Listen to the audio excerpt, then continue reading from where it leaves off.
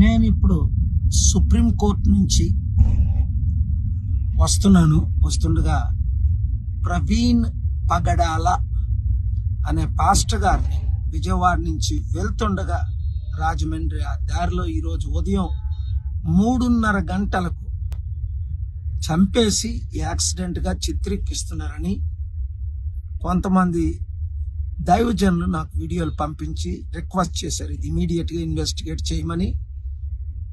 AP DGP అలాగే home మినిస్టర్ని, అక్కడ ఉన్న సూపరింటెండెంట్ ఆఫ్ పోలీస్, డిఎస్పీ, సిఐఎస్ఐల్ని నేను రిక్వెస్ట్ చేస్తున్నాను, డిమాండ్ చేస్తున్నాను.